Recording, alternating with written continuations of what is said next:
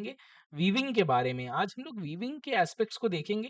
Basically हम लोग जो शुरू करेंगे वहाँ पे जो डिस्कशन करेंगे एक थोड़ा-सा एक ब्रॉड ओवरव्यू के बारे में जानने की कोशिश करेंगे कि एग्ज़ैक्टली किस तरीके से हम लोग शुरू करेंगे। In the last class what I have discussed is कि हम लोग ने एक प्रोसेस को देखा था कि किस तरीके से कौन से प्रोसेस से ये लोग आगे चीज़ें बढ़ रही होती थी। जो हमारा यहाँ पे प्रोडक्ट होता था वो रिंग फ्रेम से आ रहा होता था।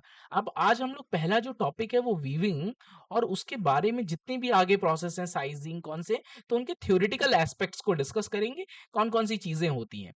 तो जैसे अगर आप यहाँ पे देख रहे होंगे तो इसमें वीविंग में आपको 2-3 चीज़ें देखने को मिलेंगी। जैसे कि आप वाइंडिंग की बात करते हो, सबसे पहले वाइंडिंग हम लोग कर क्यों रहे होते हैं? वाइंडिंग करते हैं क्योंकि हम लोग इसको लार्ज पैकेज में इसको कन्वर्ट कर सकें। That I have discussed in the last class also कि ये जो रिंग फ्रेम का जो पैकेज होता है वो छोटा होता है और इसको हम लोग बड़े-बड़े पैकेजेस में करते हैं क्योंकि वाइंडिंग के बाद आप जब वीविंग करते हो तो आपको लार्ज बॉबिन्स चाहिए होते हैं बड़े-बड़े जिसमें आप वीवर्स बीम और वार्पर्स बीम बनाते हो, देन आप वेफ्ट इंसर्शन कर रहे होते हो। तो इसमें हम लोग जो पढ़ेंगे ये फ्लो चार्ट वीविंग का पढ़ेंगे, यार्न प्रिपरेशन किस तरीके से करते हैं, कौन-कौन से वाइंडिंग मैकेनिज़्म्स होते हैं, उन चीज़ों के बारे में देखेंगे और उसके बाद जो हम लोग देख रहे होंगे उसमें जो है हम लोग जो कैलकुलेशन करेंगे, जो डिफरेंट मैकेनिज़्म्स हैं, प्रिसिजन और नॉन प्रिसिजन वाइंडिंग कौन-कौन सी होती है और कौन-कौन से टेंशनिंग डिवाइसेज़ को हम लोग यूज़ कर रहे होते हैं, दैट वी विल सी। उसके बाद जब हम लोग पढ़ेंगे, जब एक बार आपका वीविंग प्रोसेस हो गया, मतलब आपका लार्ज पैकेज में कन्वर्ट हो गया, देन आप उसको वार्पिंग कर रहे होते हो। वार्पिंग में आप क्या करते हो, एक वार्पर्स बीम बना रहे होते हैं। वार्पर्स बीम में आप क्या करते हैं, इन द सिमिलर मैनर आप एक नंबर ऑफ फिक्स्ड ईपीआई आप सेट कर लेते हो कि कितने सपोज करते हैं 1000 एंड्स का आपको बीम बनाना है, तो ये हम लोग इसमें बीमिंग करते हैं। एक वार्पिंग हो गया, उसके बाद एक नेक्स्ट स्टेप आता है बीमिंग। बीमिंग में क्या होता है, वार्पिंग में आप क्या करते हो, सपोज करिए ये आपके एक बड़ा सा पैकेज बन गया है, यहाँ पे आपका एक पैकेज कन्वर्ट हो गया है। फिर पैकेज बनने के बाद आप क्या करोगे, इस पैकेज का एक जब आपको थ्रेड फैब्रिक बनाना है तो आपने सिर्फ वार्प बना लिया। वार्प की एक बड़े से एक जितना बड़ा भी आपको विड्थ चाहिए of the fabric, you prepared the beam, मतलब वार्पर्स बीम फॉर दैट।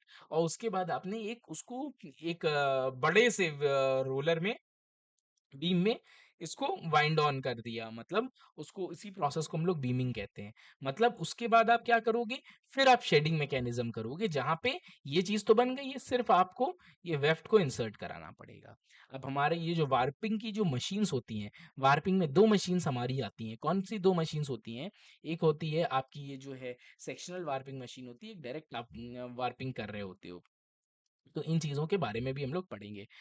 फिर उसके बाद जैसे आपने ये कर दिया, फिर आपके जो प्रोसेस आता है वो साइजिंग आता है। साइजिंग में आप स्टार्च को करते हो। स्टार्च को आपसे डालने से फ़ायदा क्या होता है? एक तो स्ट्रेंथ बढ़ जाती है। स्ट्रेंथ बढ़ने से होता क्या है, जब आपकी स्ट्रेंथ बढ़ जाएगी तो जब भी वेफ्ट इंसर्शन होगा, तो वेफ्ट इंसर्शन में क्या होता है, so much of friction is created.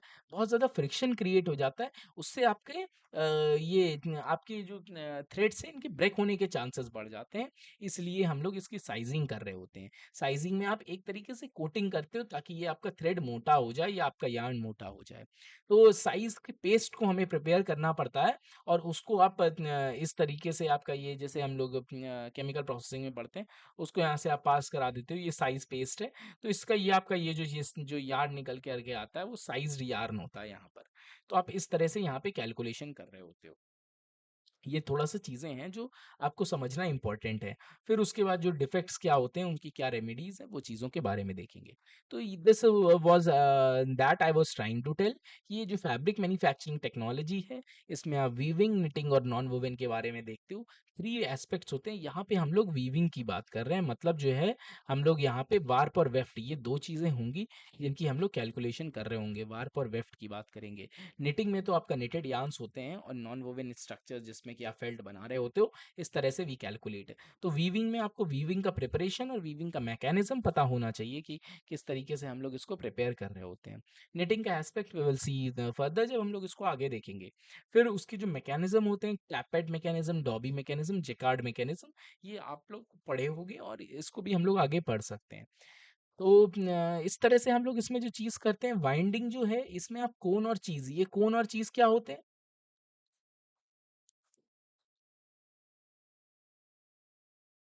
कोन और चीज़ ये पैकेज होते हैं, पैकेज।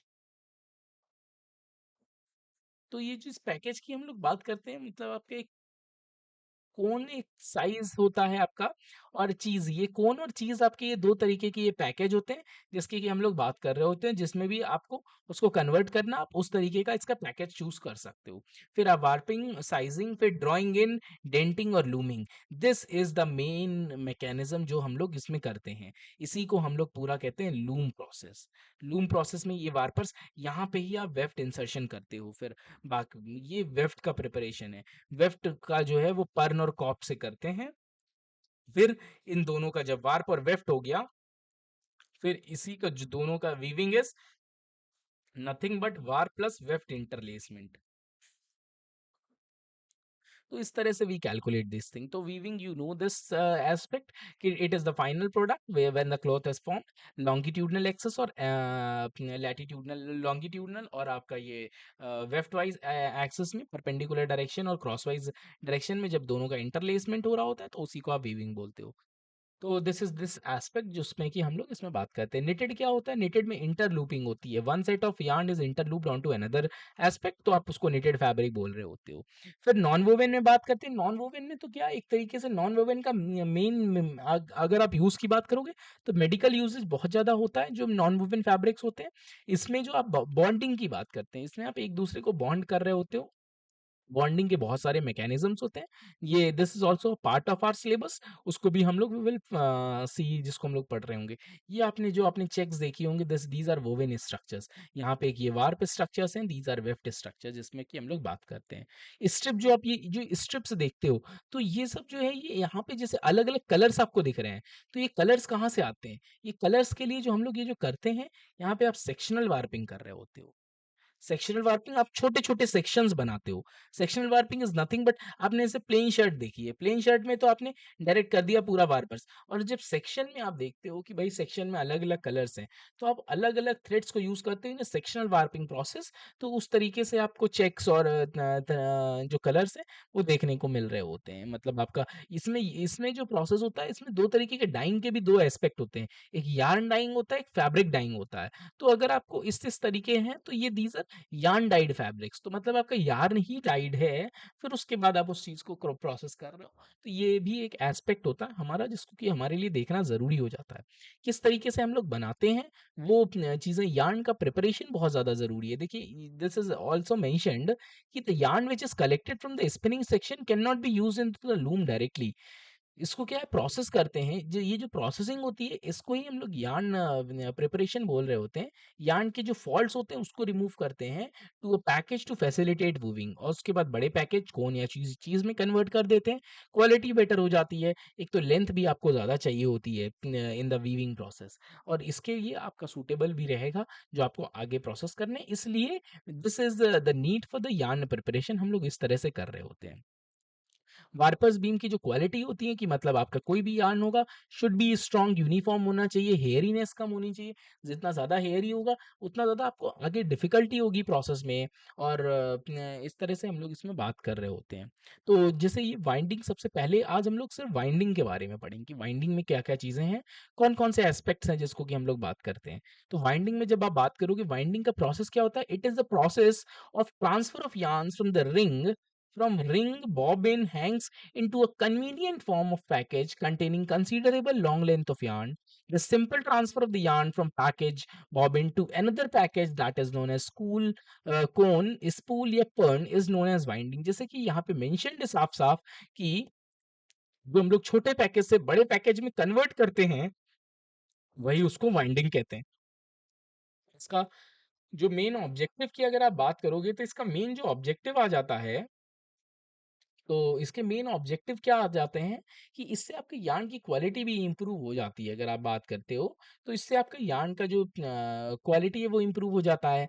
पैकेज मिल जाता है और उसके बाद एक सूटेबल क्वालिटी फैब्रिक में भी बन जाता है।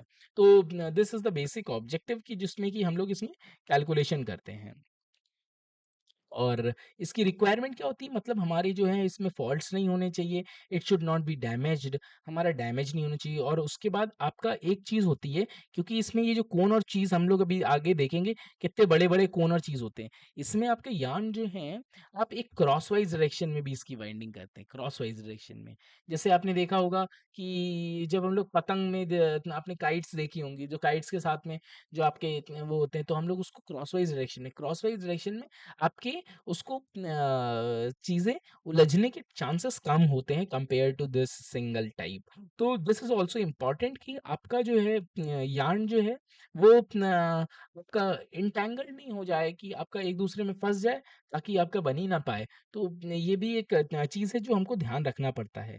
तो यहाँ पे ही यही वाइंडिंग की बात कर रहे थे हम लोग। 2 तरीके की वाइंडिंग, पैरेलल वाइंडिंग की बात करते हैं, एक नियर पैरेलल वाइंडिंग। जो पर्न और कॉप की बात करते हैं, ये क्रॉस वाइंडिंग प्रोसेस होता है। Cross winding that I have told to you कि क्रॉस वाइंडिंग किस तरीके से होता है। चेन चीज़ कोन या स्पूल, चीज़ कोन ये डिफरेंट फॉर्म्स हैं बस। ये डिफरेंट डिफरेंट फॉर्म्स हैं। चीज़ में बना लो, कोन में बना लो। चीज़ क्या है? Cheese is a rectangular form of thing. Cone जो है, आपने कोन तो आपने देखा ही हुआ है किस तरीके से। This is just a form, जिस भी तरह से सूटेबल होगा वो बना लेंगे। This is not at all a compulsion कि आप यहाँ पे चीज़ बनाओगे, कोन बनाओगे, क्या चीज़ बनाओगे। तो पैरेलल वाइंडिंग में क्या है, मतलब आप वार्प जो बीम बनाते हो, वार्प बीम जो है, ये these are this is a form of parallel beam.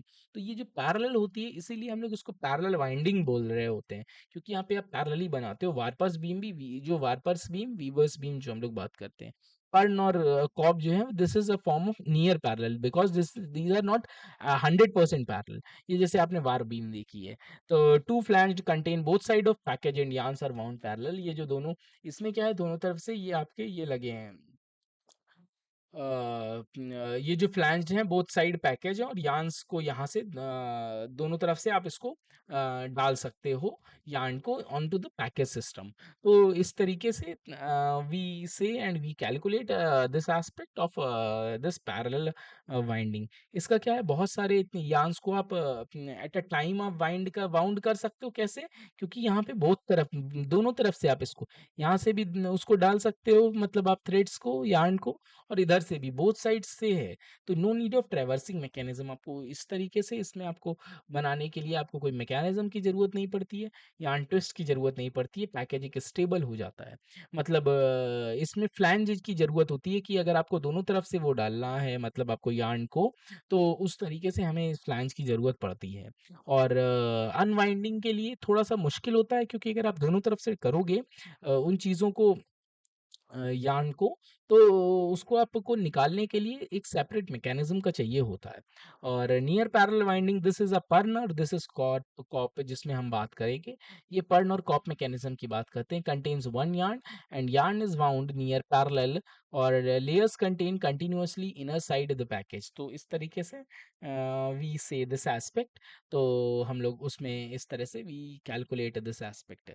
तो इसका एडवांटेज क्या हो जाता है कि पर्न और कॉप का, कि आप कहीं से भी इसको यहाँ से भी वो कर सकते हो, मतलब आप इसमें वाइंडिंग कर सकते हो इसमें।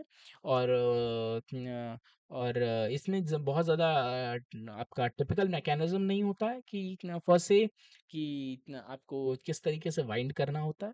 ये चीज़ होता है, चीज़ इज रेक्टेंगुलर एस्पेक्ट जो मैंने बताया था आपको। कोन इज कोनिकल एस्पेक्ट में होता है। कोन में आपका बैलून फॉर्मेशन के चांसेस होते हैं। तो ये आपको थोड़ा-सा याद रखना है, कोन में ही बैलूनिंग का जो कांसेप्ट हम लोग बात करते हैं, तो यहाँ पे, इसमें तो आप क्रिस क्रॉस इस तरीके से बना लेते हो। तो ये चीज़ है। तो ये जब आप इसको वाइंड करते हो, तो इसको जब आप एक साथ खींचोगे, तो ये बैलून टाइप का, मतलब इस तरीके से, बैलून मतलब आपका प्योर बैलून नहीं, बट आप इसको एक साथ खींचोगे, तो इस तरीके से बन जाता है। उसी को हम लोग बैलूनिंग बोल देते हैं। तो ये थोड़ा-सा आपको पैकेजेस पता होने चाहिए। ये होते हैं full packages that you must have seen, कि ये किस तरीके से होते हैं। ये देखो फुल पैकेज ये है, ये है आपका, ये फुल पैकेज है। और ये चीज़ पैकेज है। चीज़ एक रेक्टेंगुलर आप देख रहे हो, ये चीज़ पैकेज है। ये कोनिकल पैकेज है। क्यों? क्योंकि ये अंदर, इसके ये जो होता है, इस एस्पेक्ट को हम लोग बोल रहे होते हैं कि कैसा है। आप ऊपर से देख के बता नहीं पाओगे एग्ज़ैक्टली कौन है चीज़ है। तो ये जो है, ये कोनिकल शेप का होगा जो आपका अंदर है, वो ही उसको ही पैकेज के उसके ऊपर आप कितना वाइंड कर रहे हो, तो अंदर आपको दिखता नहीं है, वो चीज़ की हम लोग बात कर रहे होते हैं। फिर ये जो होते हैं शटल होते हैं, शटल विद पर्न, मतलब ये शटल जो पहले के टाइम पे क्या चलते थे, शटल शटल सिस्टम। अब तो शटललेस वीविंग सिस्टम आ गए हैं। तो शटललेस वीविंग में आपका शटल यूज ही नहीं होता था। इतना बड़ा शटल है, उसमें आपका यार्न होगा, फिर वो शटल जाएगा, फिर वो यार्न को पास करेगा, फिर वो वीवर्स बीम से टकराएगा, तब उस तरीके से प्रोसेस होगा। अब तो शटल की जरूरत ही नहीं है, एयर जेट, वाटर जेट और रेपियर से काम बन जाता है हमारा। तो इतना बड़ा ये जो टीडियस प्रोसेस था वो हमारा रिमूव हो गया with the technology and modernisation. तो this is also important aspect जो कि आपको समझना ज़्यादा ज़रूरी हो जाता है। दिस इज अ पर्न जिसकी हम लोग बात कर रहे होते हैं। ये पर्न भी एक मैकेनिज्म है। प्रिसीजन वाइंडिंग और अनप्रिसीजन वाइंडिंग की बात करते हैं। तो प्रिसीजन वाइंडिंग में आप क्या करोगे, प्रिसीजन वाइंडिंग में आप बात करते हो when the successive coils of yarns on the package laid close together and parallel और near parallel with each other. तो इट इज मतलब बहुत ज़्यादा डेंस बन जाता है पैकेज, जिसमें बहुत ज़्यादा yarn आपके आ जाएंगे।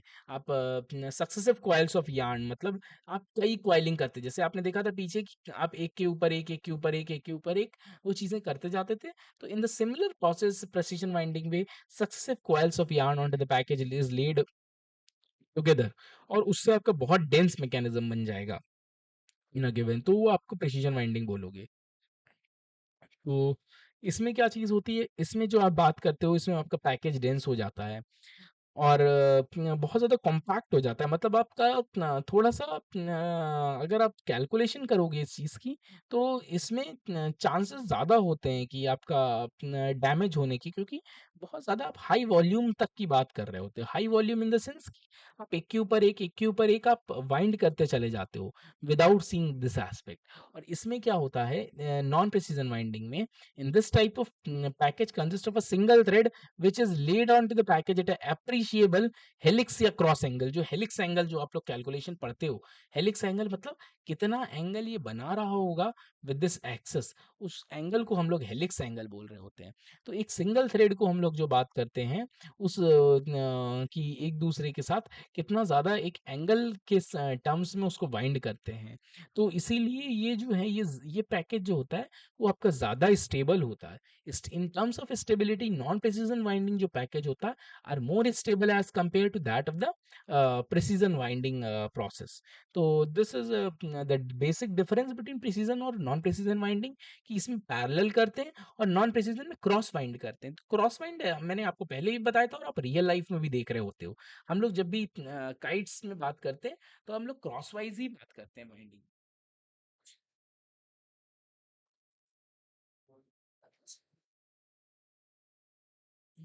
तो आप जो बात करोगे इसमें क्रॉस वाइंडिंग की बात करते हैं।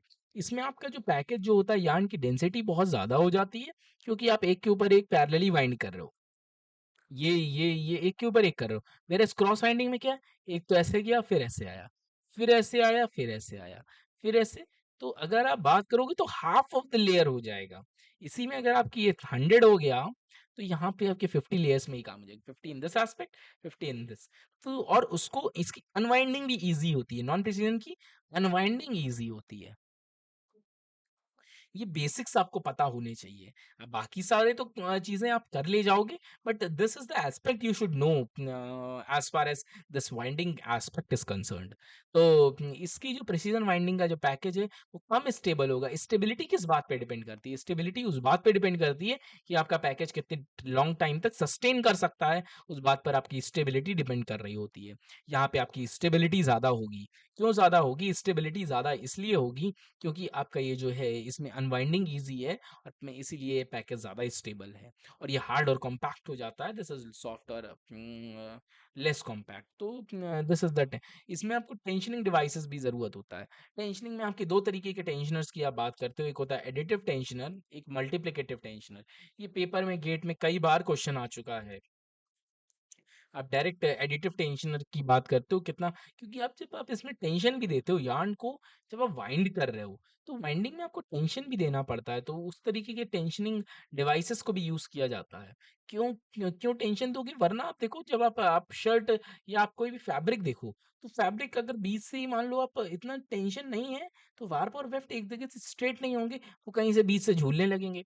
तो this is not the aspect we see. तो इसलिए this is why the tensioning is very important as far as this aspect is concerned.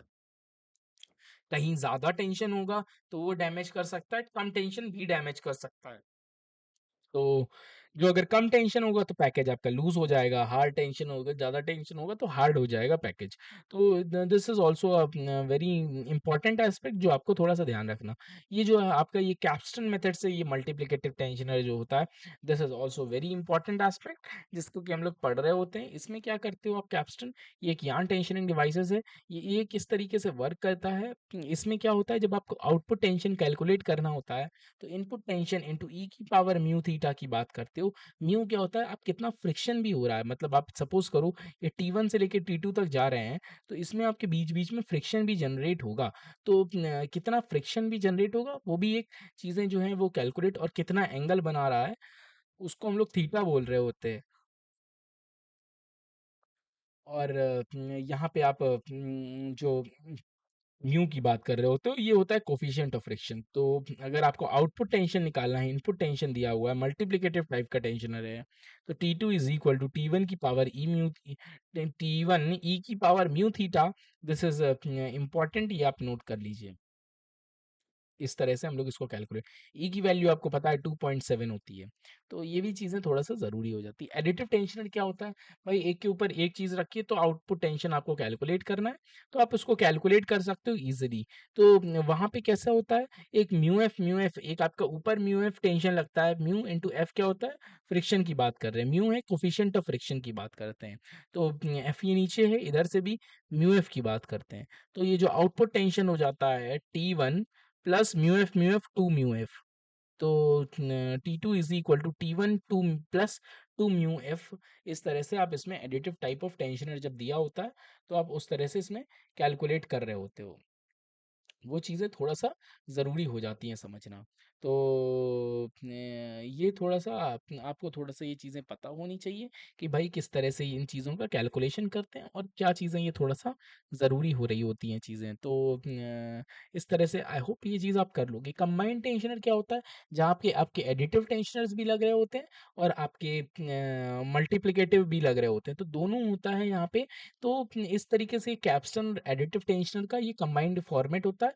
Combined तो अभी तक बहुत ज़्यादा गेट में नहीं आता है, एडिटिव और मल्टिप्लिकेटिव दोनों गेट में बहुत ज़्यादा आ रहे होते हैं। तो आपको उनका बहुत ज़्यादा आइडिया रखना होगा कि किस तरीके से हम लोग इसका कैलकुलेशन कर रहे होते हैं।